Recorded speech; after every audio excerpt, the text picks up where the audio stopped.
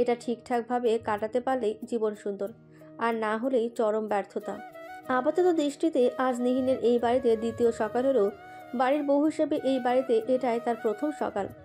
বিবাহিত জীবনের প্রথম ভোর, প্রথম সকাল, প্রথম দিন। একটু অন্যরকম হওয়ার কথা, কিন্তু নিহিনের কাছে আদতেও তা মনে হলো না। স্নিগ্ধ আর সুন্দর সকালটা সাধারণ বেখেয়ালে কেটে যাওয়া 10টা সকালের মতোই। আজকের এই সকালের আকাশে ভীষণ শুভ্রতা রয়েছে, পাখিদের কিচিরমিচির রয়েছে, প্রকৃতিতে শিল্পীর যত্নের সহিত রং তুলির আঁচড় রয়েছে। আর রয়েছে ক্ষণে ক্ষণে ফেলা নিহিনের দীর্ঘশ্বাস, এক বুক শূন্যতা। রাগ হচ্ছে ভীষণ, কিন্তু রাগটা ঠিক কার ওপর দেখালে এক দণ্ড শান্তি পাওয়া যাবে সেটা বুঝছে না। নিজের অদৃষ্টকে দুষতে দুষতে বিরক্ত হয়ে গেল। আয়মান গতকাল সে যে বাড়ি ছেড়ে বের হলো, এখনো পর্যন্ত তার একটা খবরও পাওয়া গেল না। ফোনটাও নাকি বন্ধ করে রেখেছে। নিহিনের কি যায় আসে তাতে? তবে কিছু মানুষ তাকে যাচ্ছে তাই কথা শোনালো। এই তো গতকাল রাতে একজন তেরসা কণ্ঠে বলল, বিয়ের রাতেই বর আটকে রাখতে পারলেন না তো সারা জীবন আটকে রাখবে কিভাবে? ছন্নছাড়া হলে কখনো সংসার টেকানো যায়? এমন আরও কত কথা। নীলা শুধু কান ঝাঁঝা করছিল। এমনিতেই সারাদিনের ক্লান্তিতে সে বিধ্বস্ত, তারপর কিছু মানুষের অতর্কিত হামলা। এত চাপ নেওয়া যায় কখনো? রোমানা একমাত্র ছেলের খোঁজখবর একদিকে ছেলে রেখে নিহিনকে নিয়ে ব্যস্ত হয়ে পড়েছিলেন। পুরোটা সময় নিহিনকে সাহস জুগিয়ে গিয়েছেন। নিহিন বোঝে মানুষটা আসলেই অনেক মায়াবতী। এমন মানুষকে কষ্ট দেওয়া অন্যায় হয়ে যেত নিশ্চয়ই। বিয়েটা যেহেতু ছন্নছাড়াভাবে হয়েছে, তাই রোমানা হক ভেবেছেন বেশ অনুষ্ঠান করে জাঁকজমকপূর্ণভাবে সবাইকে জানিয়ে আয়মানা নিহিনের বিয়েটা দিয়ে অশান্তির সমাধান করবেন। কিন্তু তার সকল পরিকল্পনায় বৃথা। সকাল থেকে ছেলেটার কোনো খোঁজ নেই। কোথায় গেছে কে জানে। দুশ্চিন্তায় মাথা খারাপ অবস্থা। এরই মধ্যে শাহনাজ এসে জানালেন তিনি নিহিনকে আপাতত কিছুদিন নিজের কাছে নিয়ে রাখতে চান। এর মধ্যে সবকিছু স্বাভাবিক হোক, আয়মান ফিরুক, নিহিনও প্রতিটা বিষয়ের সাথে ধাতস্থ হোক। রুবানা আমোদ করলেন না। তিনিও বুঝলেন নিহিন একটা ঘোরের মধ্যে আছে। মেয়েটা ঠান্ডা মাথায় ভাবার জন্য সামান্য একটু সময়ও পায়নি। সবকিছু স্বাভাবিক হোক, তারপর তিনি নিজে গিয়ে ছেলের বউকে ফিরিয়ে নিয়ে আসবেন। নিহিন যাওয়ার আগ মুহূর্তে তিনি নিহিনের মাথায় আদুরে ভঙ্গিতে হাত বুলিয়ে দিয়ে বললেন, যাও মা, বাড়ি গিয়ে ক্লাস শুরু করো, বন্ধু বান্ধবের সাথে আড্ডা দাও, ভালো লাগবে। আর হ্যাঁ শোনো, সে যাই বলুক না কেন, কোনো কিছু মনে নিবে না। আমি বলছি তুমি এই বাড়ির বউ, এটাই নির্ভেজাল সত্য, এইটুকু মনে রেখো। নিহিন হয়তো মনে রাখবে। ইতিবাচক অথবা নেতিবাচক কোনো জবাব দিল না, শুধুমাত্র মৃদু হাসলো। সেই হাসি দিয়ে কি বোঝালো কে জানে। সূর্যটা তীর্যকভাবে মাথার ওপর আর তার আধিপত্য বিস্তার করছে। খানিক আগে আকাশে মেঘলা ভাব ছিল। হঠাৎ করে সূর্যি মামার পূর্ণ আগমন। আয়মানের বিরক্ত লাগছে ঠিকই, কিন্তু এখান থেকে উঠে যেতেও ইচ্ছে করছে না। কাল সারা রাত ঘুম হয়নি, হবেই বা কী করে? নিশ্চিন্তে ঘুমানোর মতো পরিস্থিতি ছিল কি? আয়মানের মনে পড়ল ফোনটা বন্ধ অবস্থায় গাড়িতেই পড়ে রয়েছে। নিশ্চয়ই মা চিন্তা করছে, অনেকবার ফোনও করেছে, কিন্তু আয়মানের এতে কোনো হেলদোল নেই, মনটা বিষিয়ে আছে। এরই মাঝে ম্যানেজারকে অদূরে দেখতে পেয়ে হাতের ইশারায় ডাক দিল। তিনি এগিয়ে এসে বিনীত ভঙ্গিতে বললেন, জি স্যার। মা ফোন করেছিল? জি স্যার, ম্যাডাম এবং বড় স্যার দুজনেই ফোন করেছিলেন। আয়মান এবার গা ঝাড়া দিয়ে উঠে বসলো, বলল, আচ্ছা, কি বললো? ওনার আপনার খোঁজ করছিলেন। তুমি কি বললে? ম্যানেজার মৃদু হেসে জবাব দিলেন, স্যার, আপনি যা বলতে চেয়েছিলেন তাই বলেছি, তবে ম্যাডাম খুব কষ্ট পেয়েছেন। মানে হলো আমাকে খুব করে বলেছেন আপনি এলে বা আপনার কোনো খবর পেলে যেন তাকে সাথে সাথে জানাই। তোমাকে কিছু জানাতে হবে না, তুমি নিজের কাজে যাও, আমি মায়ের সাথে কথা বলছি। ম্যানেজার চলে যাওয়ার পর আয়মান উঠল। হুলস্থুল ভঙ্গিতে গায়ে জ্যাকেট চাপিয়ে গাড়ির দিকে এগিয়ে গেল। ফোন অন করতেই মা আর বাবার শখানেক মিসড কল নজর এলো। আয়মান মাকে কল ব্যাক করলো। মাত্র নিহিনদের বিদায় দিয়ে রুমানা একটু বসলেন। অসময়ে ফোন বেজে ওঠায় ব্যাপক বিরক্ত হলেন।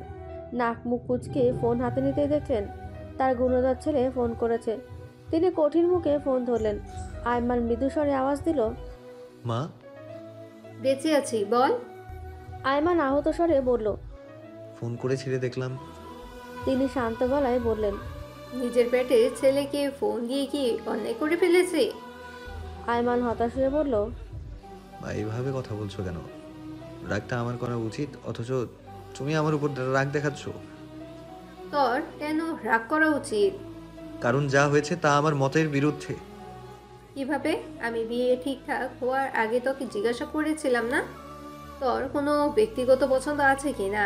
তুই এক বাক্য না বলে দিয়েছিলি, সাথে এটাও বলেছিলি আমার পছন্দেই তোর ভরসা। তবে আমার পছন্দে যখন তোকে বিয়ে দিলাম তখন গিরগিটির মতন রং বদলাচ্ছিস কেন? আয়মান কাকে কি বোঝাবে? মা সব বুঝে ও অবুঝের মতো করছে। তার পরিস্থিতিটা বোঝার কোনো চেষ্টাই করছে না। সে বিয়ে করেছে, এমন একজনকে বিয়ে করেছে যে কিনা বিয়েতে রাজি হয়েছে বাধ্য হয়ে। সেই মেয়েটারও পরিবার রয়েছে। তারা কি তাদের ব্যাপক স্বার্থপর ভাবছে না যে শুধুমাত্র নিজেদের মান সম্মান বাঁচানোর জন্য মেয়েকে বিয়ের পিড়িতে বসিয়েছে? আয়মান জানলে কখনো এটা হতে দিত? সে শুধু দেখেছে কাজী সাহেব ওই রুম থেকে ওই রুমে দৌড়াচ্ছেন। কেন দৌড়াচ্ছেন এটা আয়মান বাবাকে জিজ্ঞেসও করেছিল। তিনি ধমকে বলেছিলেন, তুই চুপ থাক, বরের মতো লজ্জা পেয়ে মাথা নত করে বসে থাকবি। এত কিছু তোকে কে দেখতে বলেছে? বিয়ের সব নিয়ম কানুন তুই জানিস। বিয়ে কয়টা করেছিলি আগে? এরপর আর আয়মান কি বলবে। তবে সেও বুঝতে পেরেছে গতকাল রাতে নিহিনের সাথে যে ব্যবহারটা করেছে সেটা একদম করা উচিত হয়নি। পরিস্থিতিটাই ছিল এইরকম, একদম লাগাম ছাড়া। কি হওয়ার কথা ছিল আর কি হয়ে গেল। আয়মানকে নির্বিকার থাকতে দেখে রুমানা ফের বললেন, কি হলো? মুখ কুলুপ এঁটে রয়েছিস যে? এখন আর কোনো কথা পাচ্ছিস না? তোর বাবা তোর উপর ভীষণ খেপেছে। আয়মান, জলদি বাড়ি ফিরে আয়। আসবো মা, কখন? আমার ইচ্ছে হবে যখন। হেয়ালি করছিস আমার সাথে? আয়মান হেসে জবাব দিল, মোটেও না, নিজেকে একটু সময় দিচ্ছি। যত দ্রুত সম্ভব বাড়ি ফিরে আয়। এটুকু বলে রুমানা ফোন রাখলেন।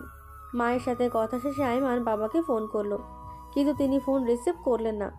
আয়মান একখানা তপ্ত দীর্ঘশ্বাস ফেলল।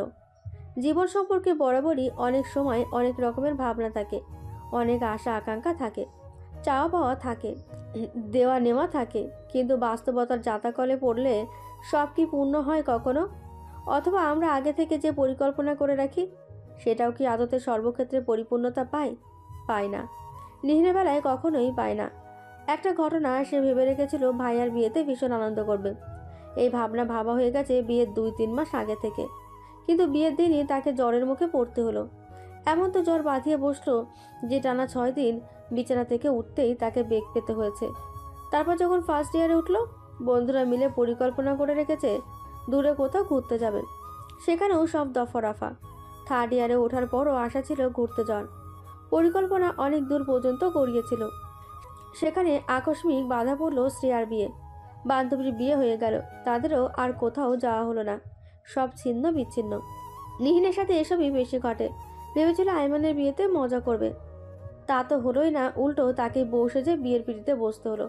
আহারে ভাগ্য, নিজের প্রতি করুণা হচ্ছে। নিহিন বাড়ি আসার পর লক্ষ্য করলো সবাই কেমন তার থেকে দূরে দূরে থাকছে। আগে যেমন হারামেশাই গুঞ্জন আসতো, গল্প স্বল্প করতো, আর আজ কোনো খবরই নেই কারো।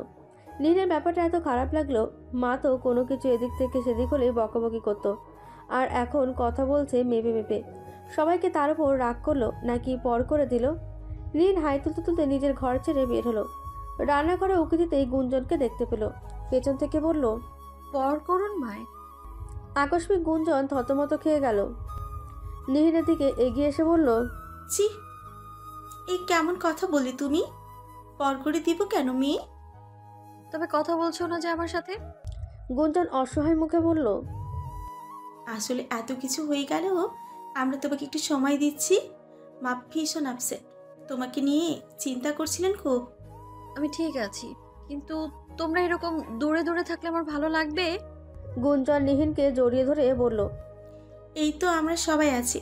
তুমি সর্বদা হাসি খুশি, প্রাণচঞ্চল, মিষ্টি একটা মেয়ে। তোমাকে মন খারাপে ভালো দেখায়? পুরো বাংলা 5-এর মতো লাগছে। দেখি একটু হাসো তো। এত মিষ্টি হাসি না দেখলে বুকে ব্যথা লাগে।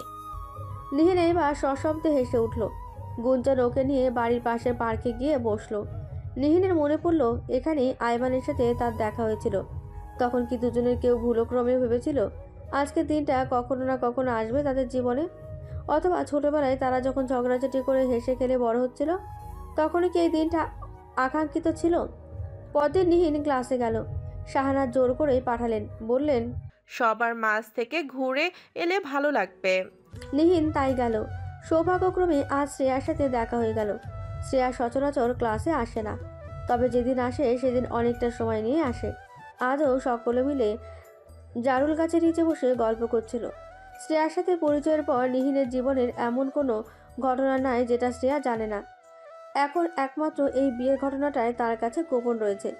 নিহিন বলতে চাইছিল, কিন্তু অদৃশ্য এক দ্বিধার কারণে কথাটা তার গলায় আটকে রইল। শ্রেয়াকে বললে শ্রেয়া একটু অবাক হলেও কোনো না কোনো জুৎসই একটা উপায় বাঁচতে দিত, কিন্তু বলবে কি করে? নিহিন মন খারাপ করে বসে রইল। শ্রেয়া নিজ থেকে নিহিনকে তার মন খারাপের কারণ জিজ্ঞেস করলে তখন না হয় বলবে, কিন্তু সেটারও অবকাশ মিলল না। নিহিনের কিছুক্ষণ মন খারাপ থাকলেও বন্ধুত্বের আনন্দে উল্লাসে সব ভাটা পড়ল।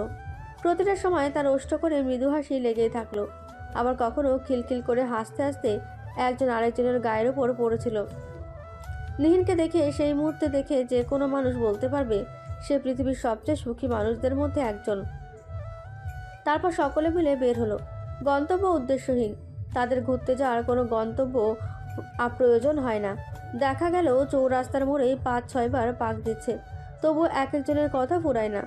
মেয়েদের সাংসারিক আলাপ আলোচনায় অর্ণব মাঝে মাঝে বিরক্ত হয়ে যায়, ভাবে কোন কুক্ষণে সে যে এদের মতো বাচালদের সাথে এসে জুটেছিল।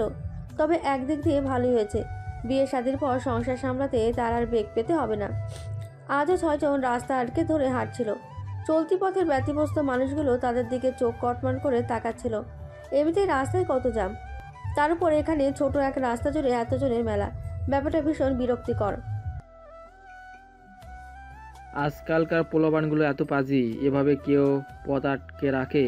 সামনাসামনি হাঁটতে পারে না, পাশাপাশি হাঁটার কি আছে? অসভ্য, অভদ্র, নচ্ছার ছেলেবেলে। তারা কেউ কথাগুলো গায়ে মাখল না, কারণ এসব নিত্য নৈমিত্তিক ব্যাপার। নিহিন জানে এই পাশাপাশি হাঁটার মধ্যে কি আছে, কতটা আনন্দ আছে। অসভ্য, অভদ্র, নচ্ছার ছেলেপেলেগুলো না থাকলে তার আজকের দিনটা নির্দ্বিধায় বিষাদে পরিণত হতো। ডানা ঝাপটানো মাছের মতো ছটফট করতে হতো। ক্ষণে ক্ষণে দীর্ঘশ্বাস এসে শান্তিতে থাকার ইচ্ছেটা বিষিয়ে দিত। একটা সেকেন্ড কাটতে তখন 1 ঘন্টা করে সময় নিত। নিহিন তো ভালো করে জানে এই 5 জন মানুষের কাছে তার সমস্ত ক্লান্তি, দুঃখ, কষ্ট। নিহিন তো ভালো করে জানে এই 5 জন মানুষের কাছে তার সমস্ত ক্লান্তি, দুঃখ, কষ্ট বাজেভাবে হার মানে। সবাই নিজেদের নিয়ে ব্যস্ত, সবার মধ্যে একটু ভালো থাকা, একটু সুখে থাকা, পরিবার নিয়ে দুবেলা পেট পুড়ে খাওয়ার অভিলাষ। পথের ধারে শূন্য হয়ে পড়ে থাকা মানুষগুলো স্বপ্ন থাকে আর একটু উচ্চ পর্যায়ে। আয়মান ঢাকার বিরক্তিকর জ্যামে বসে ভাবছিল এসবই। ফুটপাতে পড়ে থাকা এই মানুষগুলো জীবন বোধহয় এই গতিধারার মধ্যেই বন্দী। তবুও তারা কত সুখী, জীবন নিয়ে অতিরিক্ত কোনো ভাবনা নেই। যখন যা কিছু ঘটছে তার সাথে নিদারুণভাবে নিজেদের মানিয়ে নিচ্ছে। জ্যাম ছুটতে শুরু করেছে, সবাই কাজের তাগিদে নিজেদের গন্তব্যস্থলে চলছে। আয়মান চট্টগ্রাম থেকে আজই ফিরেছে। মাকে বাবাকে আগে থেকে কিছু জানায়নি। উদ্দেশ্য একবার অফিসে ঢু মেরে তারপর বাড়ি যাবে। অফিসে পৌঁছাতে পৌঁছাতে আরও আধ ঘন্টা সময় লাগলো। এখানে এসে আচমকা জানতে পারলো একটা মেয়ে নাকি তাকে গত 2 দিন ধরে খুঁজে পাচ্ছে না বলে গতকাল একটা চিঠি ম্যানেজারের কাছে দিয়ে গেছে। আয়মান বিষয়টাতে মোটেও অবাক হলো না। কাজের ক্ষেত্রে এরকম খোঁজ তার আগেও পড়েছে, চিঠিপত্র আগেও এসেছে। সে ম্যানেজারের কাছ থেকে চিঠিটা নিয়ে পকেটে রেখে দিল। তারপরে কিছু কাজে তদারকি করে বাড়ির উদ্দেশ্যে রওনা হলো। বাড়ি গিয়ে আবার কোন তাণ্ডবের সম্মুখীন হতে হয় আল্লাহই ভালো জানেন। বাড়ি ফিরে গেলে মা কিভাবে রিয়াক্ট করতে পারে আয়মান সেটা আগেই বুঝেছিল। তিনি বকাবকি করবেন, ধমকাবেনও, আবার সুযোগ বুঝে কানও মরে দেবেন। মায়ের এই বহু পুরনো অভ্যাসের সাথে আয়মান অভ্যস্ত। তবে বাবা আবার এটা কি করলো? আয়মানকে দেখা মাত্র কোনো কথাবার্তা না বলে সোজা ঘরে গিয়ে দরজা আটকে দিলেন। আয়মান অনেকবার ডাকাডাকি করলেও তিনি সারা শব্দ করলেন না, শুধুমাত্র স্ত্রীর উদ্দেশ্যে বললেন, রুমা, তোমার অভদ্র ছেলেটাকে বলে দাও আমার সাথে যেন কথা না বলে। আর নবাবজাদা বাড়ি ফিরে এসেছে কেন, ওকে বলে দাও আমার পুত্রবধূকে বাড়ি ফিরিয়ে না আনলে ওকে আমি ত্যায্য পুত্র করব। রুমারাও কম কথা শোনালেন না আদরের ছেলেকে। আয়মান জানতো সে পুরো বিষয়টা সামাল দেওয়ার জন্য প্রস্তুত নিয়ে রেখেছিল, কিন্তু তার সেই প্রস্তুতি থেকে সবাই বুড়ো আঙুল দেখিয়ে চপেটাঘাত করলো। আয়মান বুঝতে পারল মায়ের রাগ আর বাবার অভিমান কোনোটাই তাদের পুত্রবধূ ছাড়া দূর হবে না। আয়মান চিবিয়ে চিবিয়ে মায়ের উদ্দেশ্যে বলল, তোমাদের অতদের বৌমা ছাড়া তো তোমাদের ঘুমিয়ে আসছে না, তবে ওকে যেতে দিলে কেন? রেখে দিলেই পারতে। ও কেন থাকবে? বিয়ের রাতে স্বামী রাগারাগি করে চলে গেল, আর তার কোনো হদিশ নেই। তুই জানিস এটা একটা মেয়ের জন্য কত অপমানজনক? মানুষ কি কথা বলতে ছেড়েছে ওকে? এই ধরনের রকমের ঘটনায় কেউ কখনো পুরুষ মানুষের দোষ দেখে না, সবাই মেয়েটাকে দোষী সাব্যস্ত করে। আয়মান বেশ বুঝল তার অলক্ষ্যে এই বাড়িতে অনেক কিছু ঘটে গেছে। রুমানা ফের বললেন, চলে গেলি কেন তুই? আমরা কি কথাবার্তা বলে বিষয়টাকে একটা পর্যায়ে নিয়ে আসতে পারতাম না? তুই গিয়ে ব্যাপারটাকে কত জটিল করে দিয়েছিস জানিস? এই বাড়ির মানুষদের কাছে আমাদের একেবারে নিচে নামিয়ে দিলি। আয়মান করুণ দৃষ্টিতে মায়ের দিকে চেয়ে বলল, মা, আমি ওই মুহূর্তে এত কিছু ভাবতে পারিনি। রাগ আকাশচুম্বী ছিল। বাড়িতে থাকলে হয়তো তোমাদের সাথে আরও অনেক বেশি বাজে ব্যবহার করে ফেলতাম। আমি জানি নিহিনের সাথে যে ব্যবহারটা করেছি সেটাও আমার অন্যায় হয়েছে, কিন্তু বিশ্বাস করো আমি এমনটা করতে চাইনি। যা ঘটেছে সবটাই আমার মনের বিরুদ্ধে। এই বিয়ে শাদী, আনুষ্ঠানিকতা, তোমাদের দুঃখ কষ্ট, আমার হুট করে চলে যাওয়া, সবটাই কি আমার ইচ্ছা অনুযায়ী হয়েছে বলো? রুমানা বেশ কিছুক্ষণ নীরব থেকে স্থির কণ্ঠে বললেন, নিহিনকে ফিরিয়ে নিয়ে আয়। ওই মেয়েটা এখন থেকে তোর বউ, এই বাড়ির বউ। ওকে ওর অধিকার সমেত এই বাড়িতে ফিরিয়ে নিয়ে আয়। অসম্ভব, অসম্ভব, এটা কিছুতেই হতে পারে না, কোনোভাবেই হতে পারে না। আয়মান নিহিনের কাছে ক্ষমা প্রার্থী, তাই বলে কি সব মেনে নেবে নাকি? একদিকে মনের ভেতর থাকা চাপা ইগো, আরেকদিকে মায়ের হুমকি। সে কণ্ঠস্বর খাদে নামিয়ে বলল, আমি আমি আমার কথা পরিষ্কারভাবে বলে দিয়েছি। আশা করি তুমি সেটা শুনেছ। যদি এইবারও আমার কথা হেরফের হয় তবে সত্যি এই সংসার ছেড়ে আমি চলে যাব। যেখানে আমার ছেলের বউ থাকবে না সেখানে আমি থেকে কি করব? রুমানা হক সাফ সাফ জানিয়ে দিলেন। আয়মান পড়ল মহাবিপাকে। মায়ের জেদ সম্পর্কে তার ভালো করেই জানা আছে। এখন তবে দায়িত্ববোধ মাথায় চেপে নতুন বর্ষে যে শ্বশুরবাড়ি যেতে হবে বউ ফিরিয়ে আনতে, নাকি? সেদিন আর বিকেলের আগ পর্যন্ত রুমানা হক আয়মানের সাথে কোনো বাক্যবাই করলেন না। এদিকে রিদওয়ানুল হকও ঘর ছেড়ে বেরোলেন না। কি আশ্চর্য, এরা এইরকম ছেলে মানুষের শুরু করেছে কেন? আয়মানের কাছে বরাবরই তার মায়ের কথা শিরোধার্য। মায়ের মন রক্ষাতে সে সত্যিই রওনা হলো তার অগ্রাহ্যধারী শ্বশুরবাড়ি। আয়মান নিজেকে নিয়ে বরাবরই সন্তুষ্ট। নিজের ভেতর অযাচিত কোনো কিছু আজ পর্যন্ত চোখে পড়েনি। এই যেমন খামোকা ভয়, লজ্জা, ঘৃণা, অপ্রসন্নতা, অব্যক্ততা, অপ্রিয় অনুভূতি, এই জিনিসগুলো তার ধরাছোঁয়ার বাইরে। নিহিনদের বাড়িতে কয়েকদিন আগেও এসেছিল, তবে হ্যাঁ, আজকের পরিস্থিতি আর সেদিনের পরিস্থিতির মধ্যে আকাশ পাতাল তফাৎ। বাড়ির মূল ফটকে গাড়ি পার্ক করে সে মাকে ফোন করলো। রোমানা হক ফোন রিসিভ করে ধমক দিয়ে বললেন, কি সমস্যা কি? আয়মান আমতা আমতা করে বলল, মা, আমি নিহিনদের বাড়িতে এসেছি। ওই পাশে রুমানা হক বোধহয় একটু চমকালেন। গুণধর ছেলে যে সত্যি সত্যি যাবে এটা হয়তো কল্পনা করতে পারেনি। দ্রুত নিজেকে সামলে নিয়ে গম্ভীর গলায় বললেন, তো শ্বশুরবাড়িতে তুই যেতেই পারিস, আমাকে ফোন দিয়েছিস কেন? না মানে, তুমি কি একটু নিহিনকে ফোন দেবে? আমার কাছে ওর নম্বরটা নেই। আচ্ছা ঠিক আছে, আমি নিহিনের ফোন নাম্বারটা টেক্সট করে দিচ্ছি। এটুকু বলে তিনি ফোন কাটলেন এবং ফোন নাম্বারটা টেক্সট করলেন। আয়মান বিস্ময়ে হতবাক। মায়েটাই কি করে করতে পারলো? এতটা নির্দয় কেউ হয়? মা নিজে একটু পারত তো নিহিনকে ফোন করতে। ফোন করে বলতো আয়মান নিজে এসে দাঁড়িয়ে আছে। তা না করে জিনিস সরাসরি ফোন নাম্বার পাঠিয়ে দিলেন। এখন আয়মান ফোন করে কি বলবে? উফ, কি যন্ত্রণা! আয়মান সিদ্ধান্তহীনতায় ভুগতে ভুগতে অবশেষে ফোন নাম্বারে ডায়াল করেই ফেলল। পরপর দুবার রিং হওয়ার পরেও ওই পাশ থেকে কোনো রেসপন্স পাওয়া গেল না। এই বাড়ির আশেপাশেও কাউকে দেখা যাচ্ছে না। নিহিনকে আরেকবার ফোন করলো, কিন্তু লাপাত্তা মেয়ের কোনো খবরই নেই। হতাশ হয়ে আয়মান যখন চলে যেতে উদ্যত হলো তখন ইমাদের আগমন ঘটল। আচমকা আয়মানকে দেখে আচানক কণ্ঠে বলল, আরে আইমান, তুমি এখানে? কারো কণ্ঠে নিজের নাম শুনে পেছন ফিরল সে। ইমাদকে দেখে ওষ্ঠ প্রসারিত করে হাসলো। ইমাদ এখনও জিজ্ঞাসু দৃষ্টিতে চেয়ে রয়েছে। আয়মান কি জবাব দেবে ভেবে পেল না। আয়মানের বিক্ষিপ্ত দৃষ্টি পরখ করে ইমাদ তাকে সহজভাবে বলল, হঠাৎ তোমাকে দেখে অবাক হয়েছি, এসো ভিতরে এসো। আয়মান ইমাদের সাথে এগিয়ে চলল। আলাপ জমানোর উদ্দেশ্যে ইমাদ পুনরায় প্রশ্ন করল, হ্যাঁ, সব ঠিকঠাক। আপনারা ভালো আছেন? ইমাদ মৃদু হেসে ইতিবাচক জবাব দিল। আয়মানের আসার উদ্দেশ্যটা এখনও তার বোধগম্য হচ্ছে না। আবার এখানে আসার কারণটাও তাকে জিজ্ঞেস করা যায় না। ব্যাপারটা ভীষণ খারাপ দেখায়। যত যাই হোক আর যেভাবেই হোক, সে এখন এই বাড়ির জামাই। আয়মানকে দেখে সকলেই কম বেশি অবাক হলো। কেউ তার আসার খবর আগে থেকে জানতো না। এই বাড়িতে আয়মান সবাইকে দেখলো, কিন্তু নিহিনকে কোথাও দেখা গেল না। সবাই সমাদর করেছে, ভালো মন্দ খবরাখবর জিজ্ঞেস করছে। কি সে কবে বাড়ি ফিরে এসেছে তা জিজ্ঞেস করছে। আয়মান হাসি মুখে সমস্ত কথা জবাব দিলেও ভেতরটা তেতে উঠছে।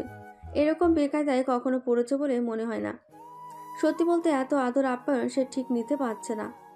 মায়ের কথা অনুযায়ী নিহিনকে নিয়ে গেলে সে হাঁপ ছেড়ে বাঁচে। নিহিনের কথা জিজ্ঞেস করবে করেও ভেতরের অহংকার বোধ সত্তাটা দমে যাচ্ছে বারবার।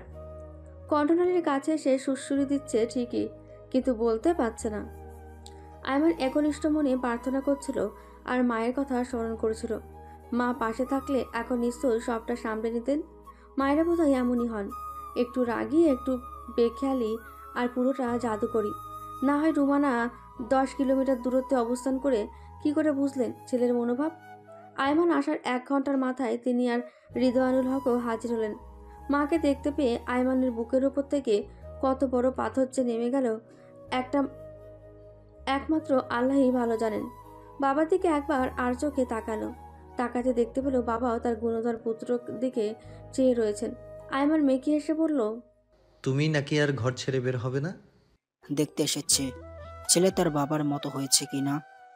আয়মান কিছুটা অবাক হয়ে প্রশ্ন করল, মানে ঠিক বুঝলাম না। মাথায় বুদ্ধি শুদ্ধি আছে কিছু? থাকলে তো তবে বুঝবি। আমি আমার মেয়েকে ফিরিয়ে নিয়ে যেতে এসেছি। কোথায় আমার বৌমা, কোথায়? শেষের কথাটা তিনি একটু জোরেই বললেন।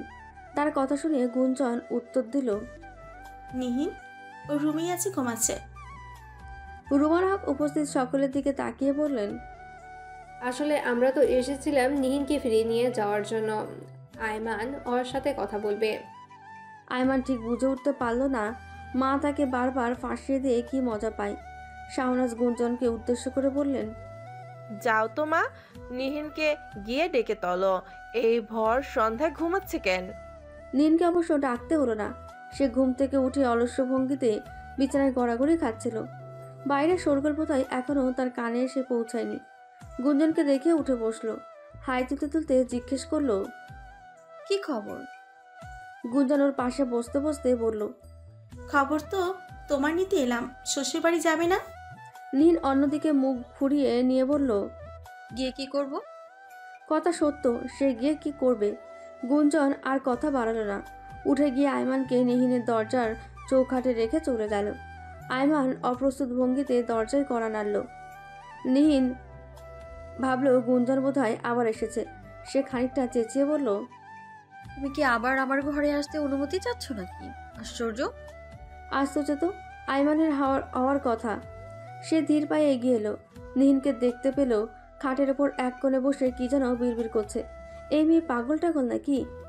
আয়মান সারা ঘরে চোখ বুলেও কারোর উপস্থিতি টের পেল না। তবে নিহিন কার সাথে বকবক করছে?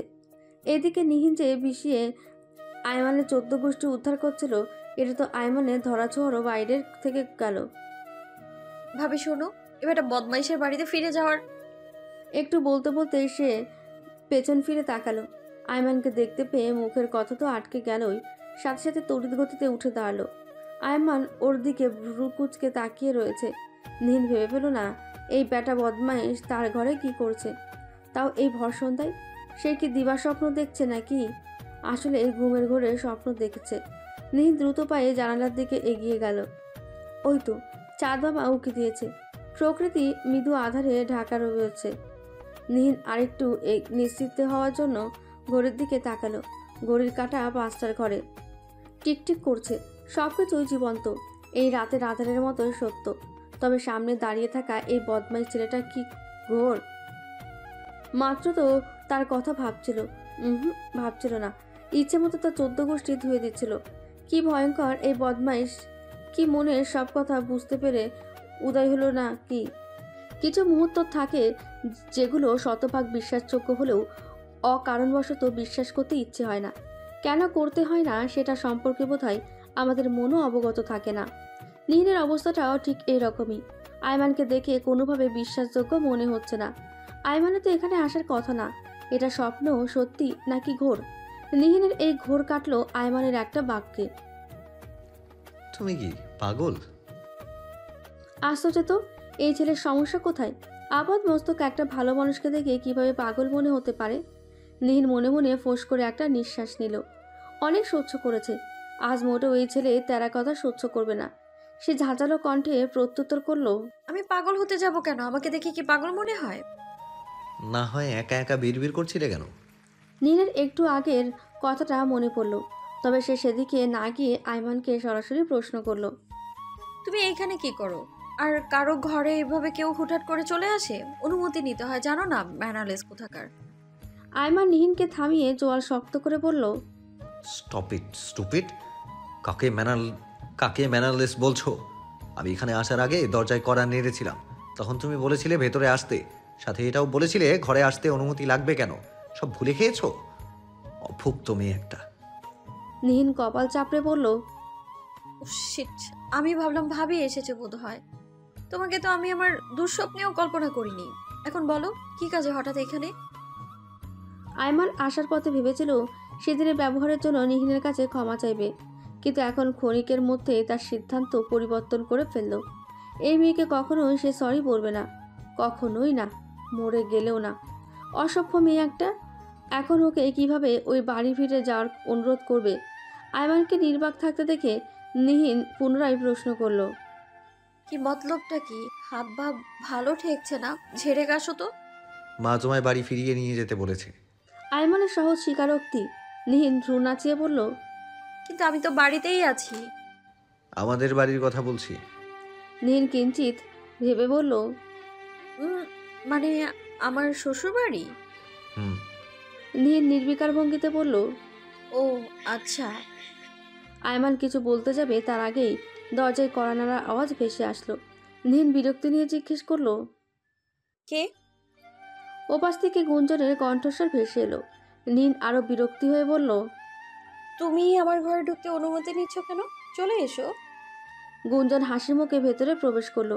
ওষ্ঠতায়ে দুষ্টু হাসি বজায় রেখে বলল, আসলে নব বিবাহিত দম্পতির ঘরে নক না করে প্রবেশ করা বিপজ্জনক। কখন কি অযাচিত দৃশ্য চোখে পড়ে যায় কে জানে। বাই দ্য ওয়ে, তোমাদের কথা শেষ?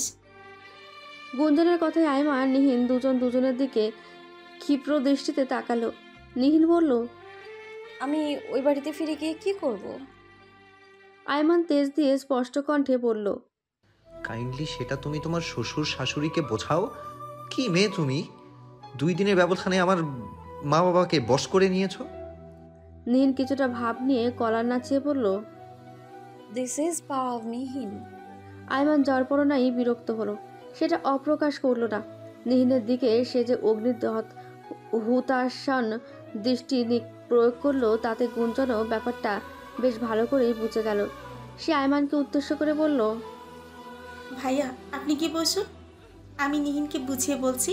আসলে বিয়ে শাদির ব্যাপার তো, তার উপর আপনি সেদিন চলে গেলেন, আপনার উপরেও চাপা রাগ রয়েছে, সব মিলিয়ে বিক্ষিপ্ত। আয়মান জবাব দিল না, হনহন করে উল্টো দিকে হেঁটে চলে গেল। নিহিন গুঞ্জনের দিকে তাকিয়ে বলল, কে বিক্ষিপ্ত? কি যাতা বলছো তুমি? শোনো, ওই বাড়ি থেকে আন্টি আঙ্কেল এসেছেন তোমাকে নিয়ে যেতে। নিহিন তাকে থামিয়ে বলল, আচ্ছা, তার মানে বেটা বদমাইশ একা আসেনি? তাই তো বলি, ও কেন হঠাৎ আমাকে নিতে আসবে? নিশ্চয়ই চাপে পড়ে আমাকে ফিরে যাওয়ার কথা বলছে। ছি, এভাবে বলে না। আয়মান যে তোমার স্বামী, এটা ধ্রুব তারার মতো সত্যি। একটু মেনে নাও, দেখবি জীবন সুন্দর। নিহিন মুখ ঘুরিয়ে নিল।